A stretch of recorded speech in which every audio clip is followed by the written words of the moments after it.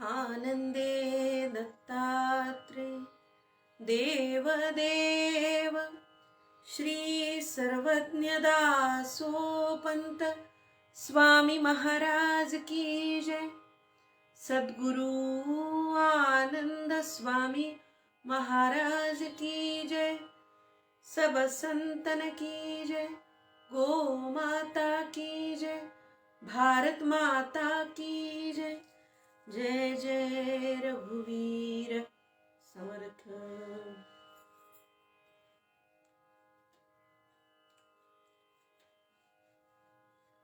शुद्ध भजन याविषयी काल दासोपंत सांगत होते की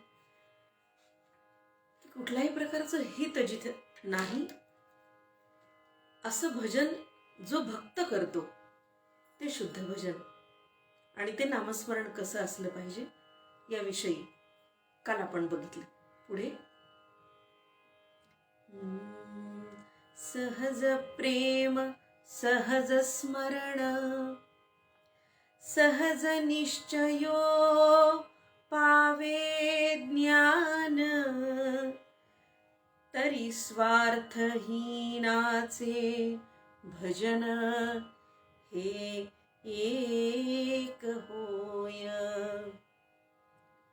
आता हे माते न संभवे तरी म्या कायजी करावे. अगम्य तुझे नेणवे भक्ताचे महिमान. सहज स्फुरण असलं पाहिजे, सहज भजन घडलं पाहिजे, सहज निश्चय झाला पाहिजे आणि सहज प्रेमही करता आलं पाहिजे. आणि मग आपोआपच ज्ञान निश्चय या गोष्टी घडून येतात. पण हे सहज घडलं पाहिजे. सहज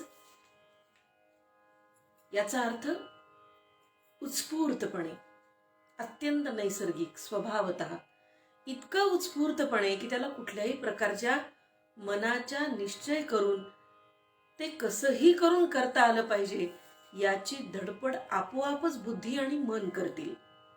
त्याच्यासाठी वेगळे प्रयासच घ्यावे लागू नयेत. इतकं सहज स्फूर्त ते आपल्या मनातून, आपल्या देहातून घडलं पाहिजे. आणि म्हणून स्वार्थहीनाचे भजन ते एक होय. जो स्वार्थासाठी भजन करत नाही.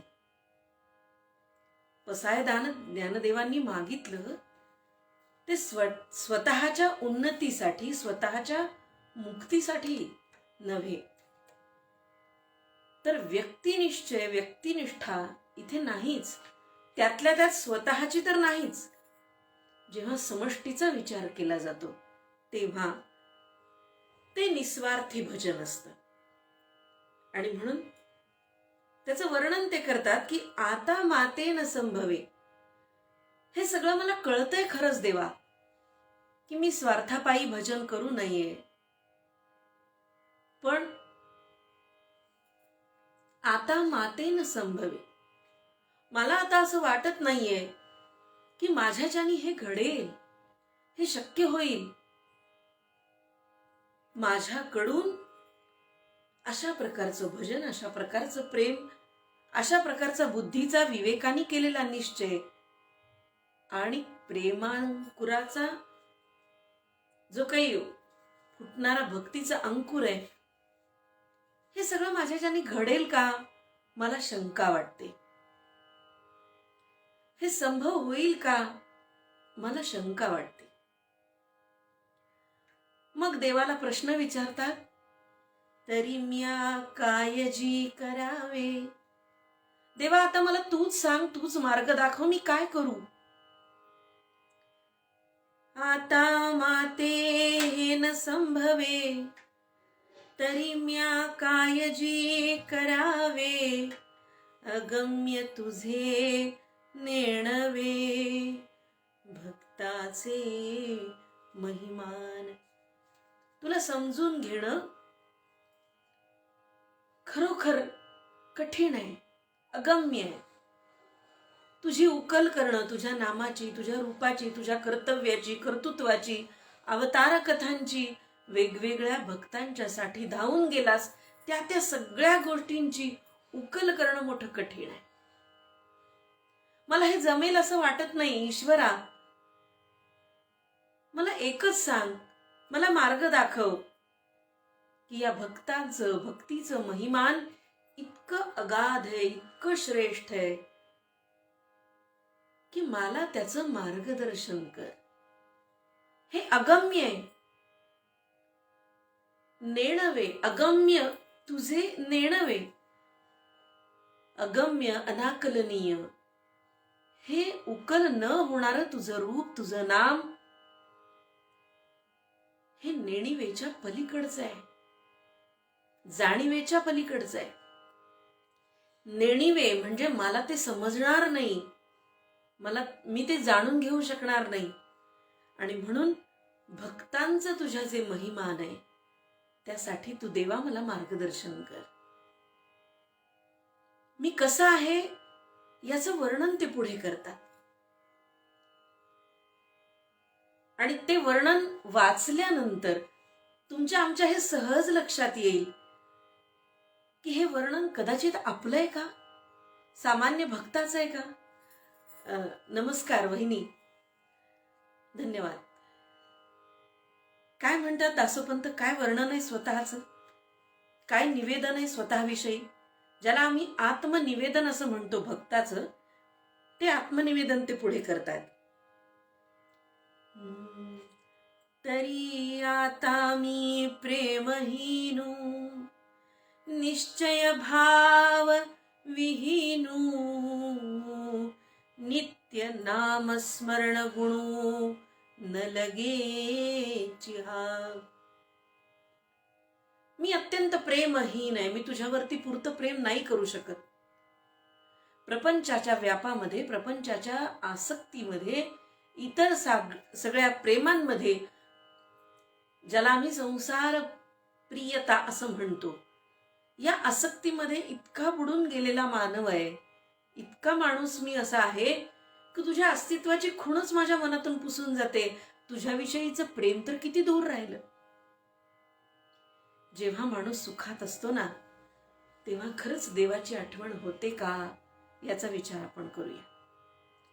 आणि म्हणून संतांनी देवापाशी दुःख मागितलंय. त्याचं कारणच हे आहे की दुःखामध्ये त्याची आठवण होते. आणि म्हणून ते सामान्य भक्ताची जी अवस्था आहे तो कसा असतो याचं वर्णन करून पुढे सांगतात आणि आत्मनिवेदन करतात की देवा, तरी आता मी प्रेमहीनू. हे मी तुला सांगतो की माझ्यापाशी तुझ्याविषयी यत्किंचितही प्रेम नाही असा मी आहे. प्रेमरहित अशा प्रकारचं जे मन आहे ते माझ्यापाशी आहे. हे प्रेम कुणाविषयी तर देवाविषयीच. निश्चय भाव विहीनू, जे प्रेम करावं असं तू म्हणतोस त्या प्रेमासाठी निश्चय बुद्धीचाही तू उल्लेख केलास. पण देवा, निश्चयाचा भाव माझ्याजवळ नाही. मी तुझ्यावर प्रेम करू शकत नाही, तर तो प्रेमभाव माझ्याकडे नाही, निश्चय भावही माझ्याकडे नाही. नित्य नाम स्मरण गुणू न लगेची हा. आणि तू मला देवा मघाशी सांगितलंस की नामस्मरण कर. नामस्मरण नुसतं करत राहिलास ना तरी आपोआप बुद्धीचा निश्चय होईल आणि प्रेमाचा उपज होईल. प्रेम उपजेल, अंकुर फुटेल भक्तीचा, प्रेमाचा. पण मी खरं सांगू का देवा, माझ्या मनात प्रेम नाही, माझ्याजवळ प्रेम नाही, निश्चयाचा भाव नाही आणि नामस्मरण हा गुणही माझ्याजवळ नाही. नामस्मरणू, नित्य नामस्मरणू असा उल्लेख दासोपंत करतात आहे. नित्य नामस्मरणू न लगेची हा गुण माझ्याजवळ नाहीच, मला तो लागलाच नाहीये. मग पुढे वर्णन येतं, ते म्हणतात यया वेगळे काही, बोलिजे ते शुद्ध नाही, मौनही खोटे काही, जे न मिळे संप्रदाया. संप्रदाया या शब्दाचा अर्थ प्रदान करण्यासाठी म्हणून. सम हा उपसर्ग, उत्तम या अर्थानं. प्र हा जसा उपसर्ग आपण विशेषत्वानं वापरतो तसा संप्रदाया. संप्रदान करण्यासाठी, दान देण्यासाठी, इतरांना काही देण्यासाठी म्हणून माझ्याकडे यया वेगळे काही नाही, बोलिजे ते शुद्ध नाही, मौनही खोटे काही, जे न मिळे संप्रदाया. माझ्याकडे यापेक्षा वेगळं काही नाही देण्यासारखं देवा. माझं बोलणं शुद्ध नाही, मी फार उत्तम चांगलं पंडितासारखं बोलू शकत नाही, माझ्याकडे ते ज्ञान नाही, पांडित्य नाही, बुद्धी नाही, क्षमता नाही, पात्रता नाही,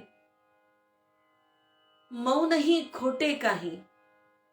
बरं, मौन राहावं तर तेही माझ्यापाशी नाही. मी मौन राहूनही तुला काही देऊ शकत नाही, जे न मिळे संप्रदाया. भक्ती म्हणून, प्रेम म्हणून, निश्चय म्हणून, नामस्मरण म्हणून मी तुला काहीही देऊ शकत नाही, असा मी आहे. आता मी एक करीन, सांडुनी युक्तायुक्तपण, आले वचना बोलेन भावातिला. इतका बुद्धिहीन, ज्याची वाणी शुद्ध नाही, ज्याचं मन प्रेमानं भरलेलं नाही, विवेक बुद्धीनं ज्याला निश्चय करता येत नाही आणि नित्य नामस्मरणाचा गुणही माझ्याजवळ नाही, असा मी शांतही बसू शकत नाही, मी गप्पही बसू शकत नाही, असा मी, माझ्याकडे तुला देण्यासारखं खरंच काही नाही. मग आता मी एक करीन, मी आता इतकंच करीन देवा, मी आता एवढंच करीन, सांडुनी युक्तायुक्तपण, योग्य अयोग्य हा विचार बाजूला सारून, आले वचन बोलेन, मला जे सुचेल ते, मला जे समजेल ते, मला जे जाणवेल ते, माझ्या बुद्धीच्या क्षमतेनं, वाणीच्या क्षमतेनं, माझ्या मनाच्या क्षमतेनं जे मला सुचेल ते मी बोलणार आहे आता. भावातिला, आतला भाव, जो माझ्या मनामध्ये भाव आहे, तो भाव मी प्रकट करण्याचा प्रयत्न करीन. हृदयी द्रष्टा सर्वज्ञो, माझ्या भावाचा जाणू, बोलोनी नव्हे व्युत्पन्नू बाळमतीचा. माझ्या हृदयामध्ये, माझ्या हृदयाच्या चौरंगावरती द्रष्टा असा सर्वज्ञ बसलेला आहे. तो जो बसलेला आहे ना, माझा ईश्वर, माझा दत्तात्रेय, माझा देव, माझा देवदेव, तो माझ्या मनातला भाव खरंच जाणून घेईल. मी जरी व्युत्पन्न नसलो, मी पंडित नसलो, मी व्यासंगी नसलो, माझी बुद्धीची धाव जरी फार मोठी नसली, तरी सुद्धा ज्या कोणत्या बाळमतीनं मी बोलेन तो माझा आवाज असेल, माझे विचार असतील, माझं बोलणं असेल. मी बाळमतीचा आहे, बालबुद्धी आहे, मला फार समजत नाही, पण देवा, तू माझ्या आत, माझ्या हृदयामध्ये बसलेला आहेस, सर्वज्ञ आहेस, द्रष्टा आहेस. तू मला जाणतोस, माझी क्षमता जाणतोस, आणि म्हणून भक्तिभावाचे बोलणे भक्तिभावाचे बोलणे,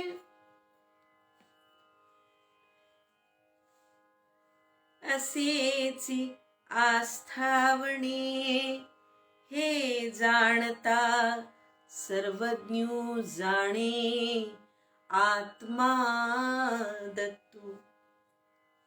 आणि जे माझं आतलं बोलणं आहे, आतला आवाज आहे, हो काका, तो आतला जो आवाज आहे ते माझं बोलणं तू जाणता सर्वज्ञ प्रत्यक्ष माझा आत्मा श्री दत्तू आहेस आणि ते तू समजून घेशील.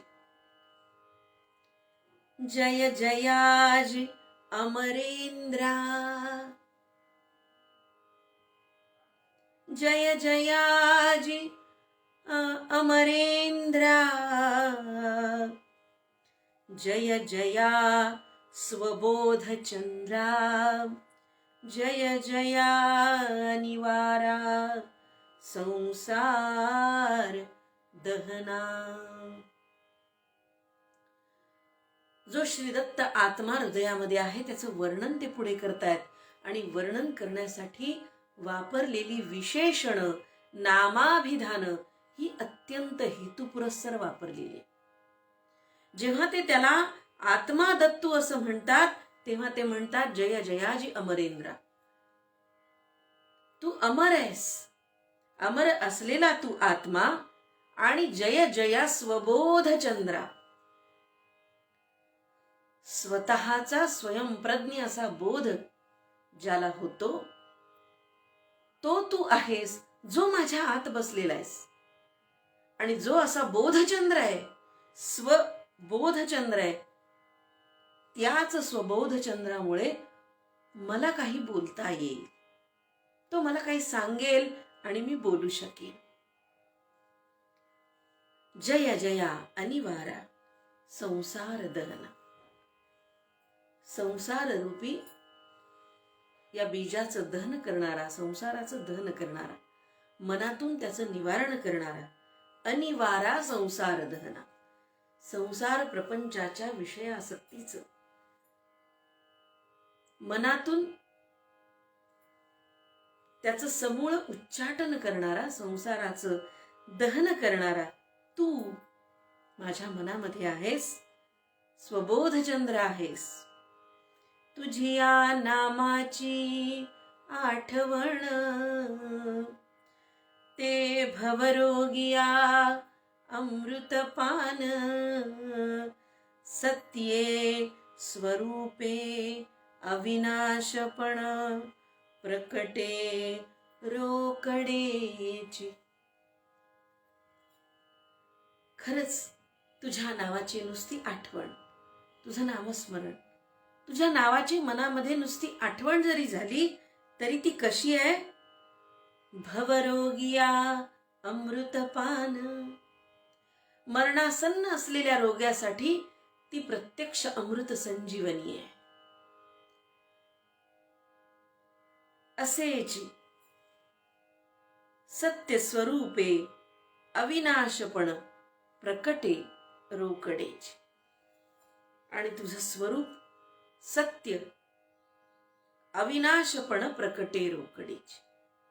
तुझ्या रूपाचं सत्यपण, तुझं अविनाशीपण हे प्रत्यक्ष प्रकटून जेव्हा ब्रह्मरूपाचा साक्षात्कार देतं इतकं रोकडं आहे.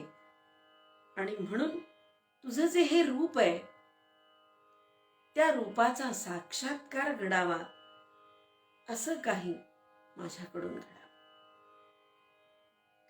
आत्मया पुरपती. सुंदर संबोधन वापरली आहेत आणि देवाची स्तुती इथे केली आहे दासोपंतांनी. आत्मया, अंतस्थ जो माझ्या आत्मा आहे तो तू आत्मया. पुरपती, पुरपती म्हणजे हा जो देह आहे हे एक नगर आहे, पूर आहे. आणि या पुराचा जो पती तो आत्मया. आत्मया पुरपती. देह नगरीचा जो राजा, जो आत्मा तो माझ्या आतमध्ये वास करणारा, या नगरीत वास करणारा, या नगरीचा राजा आत्मया पुरपती. आत्मया पुरपती. फार सुंदर वर्णन दासोपंत करतात. म्हणजे हेतुपुरस्सर संबोधनं वापरली आहेत. असं नव्हे की देवाचं वर्णन नुसतं स्तुतीपर शब्दांनी नुसती सुमनं उधळली आहेत, असं नाही. तर वेगवेगळ्या शब्दांचं जे नियोजन आहे, स्तुतीसाठी वापरलेली संबोधन आहेत, जे नामाभिधान आहे, ते मोठं हेतुपुरस्सर आहे. कारण हृदयस्थ आत्म्याचा विचार झाला होता आणि मग तो आत्मा कसा, आत्मया कसा आणि मग आत्मया हा पुरपती कसा, याचं वर्णन ते करतात. आत्मया पुरपती रामा. बघा इथे संदर्भ फार चपलक मला देता येईल. समर्थ आत्मा रामाचं विवेचन करतात. खरं म्हणजे समर्थ दासोपंतांच्या नंतरचे समर्थ आत्मारामाचं जे विवेचन करतात ना, ते इतकं यथार्थ आहे या ठिकाणी. आत्मया पुरपती रामा निजदास हृदय विश्रामा, तुझिया गुणाची सीमा ते कवण जाणे. आत्मया पुरपती रामा. हे श्रीरामा, तू माझ्या आतल्या आत्मा म्हणून जो आहेस, तो संपूर्ण देहाचा माझ्या राजा आत्मया पुरपती आहेस. निजदास हृदय विश्रामा. माझ्या हृदयामध्ये तू विश्राम करतोस. हृदयामध्ये माझ्या विश्राम करणारा तू, जो आत्मया पुरपती देहाच्या नगरीचा पुराचा पती राजा आहेस. तुझी या गुणाची सीमा ते कवण जाणे. खरोखर तुझ्या गुणाचा पार नाही, अंत नाही, आदी नाही. हे खरोखर कळणं मोठं कठीण आहे. काही गोष्टी शब्दातीत असतात. शब्दांना बांधताना शब्दच सापडत नाहीत. अशा प्रकारचा तू, तुझ्या गुणांचं वर्णन काय करावं? ते कसे जाणावेत? कोण जाणेल? कसे कळतील? कुणाला कळतील? अशा प्रकारचं हे वर्णन दासोपंत करतात. सत्यानंदमया अनंता दत्ता अवधूता अच्युता विश्वोदया विश्वभरिता विश्वसाक्षी. काय सुंदर नावं घेतली आहेत बघा देवाची. सत्यानंदमया, जो प्रत्यक्ष सत्य तू आहेस, त्या सत्याचा आनंदमय, संपूर्ण आनंदाने भरलेला आनंद कंद तू आहेस. अनंता, ज्याला अंतच नाही असा तू. दत्ता अवधूता अच्युता. अवधूत, प्रत्यक्ष दत्त. दत्त म्हणजे देणारा. मुखातून तुम्ही मागणं करा प्रेमानं भक्तीनं, तो त्या क्षणी तुम्हाला देईल असा दत्त. अवधूत, अवधूताचे अनेक अर्थ आहेत आणि या अवधूताचं वर्णन ते करतात. अच्युता, जो च्युत होत नाही, जो नामशेष होत नाही असा तू. विश्वोदया विश्वभरिता विश्वसाक्षी. विश्वोदया, विश्वाचा उदय करणारा तू, ज्याला आम्ही अकार उकार मकार असं म्हणतो. विश्वाचा निर्माता तू. विश्वभरिता, पालन पोषण करणारा तू. आणि विश्वसाक्षी, विश्वाच्या एकूणच अस्तित्वाची साक्ष देणारा तू. ब्रह्मा विष्णू महेश असा तू श्री दत्ता. मला भक्ती आणि प्रेम हे खरंच कळत नाही. मी बुद्धिहीन आहे, मी भावहीन आहे, मी प्रेमहीन असा प्राणी आहे. मला हे सारं दे आणि जे मी आरुष तुझे बोलेन की माझ्याकडे असं खरंच देण्यासारखं काही नाही की जे तुला द्यावं, पण देवा, जे आता मी काही बोलणार आहे ते माझं खरंच तुम्ही ऐकून घ्या. अत्यंत सुंदर रसाळ अशा वाणीमध्ये आणि त्याचबरोबर अत्यंत सुबोध असं भक्ताचं, प्रेमाचं, नामस्मरणाचं सुंदर अशा प्रकारचं शास्त्रशुद्ध विश्लेषण, विवेचन आणि आत्मनिवेदन यांची गुंफण दासोपंत या ठिकाणी करतात आहे.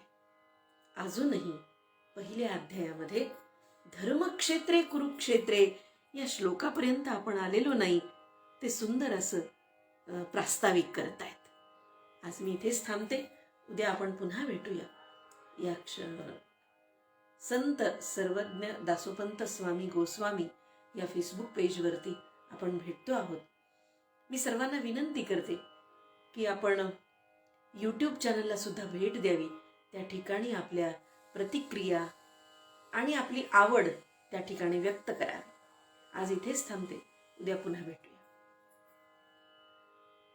आनंदे दत्तात्रे देव देव श्री सर्वज्ञ दासोपंत स्वामी महाराज की जय.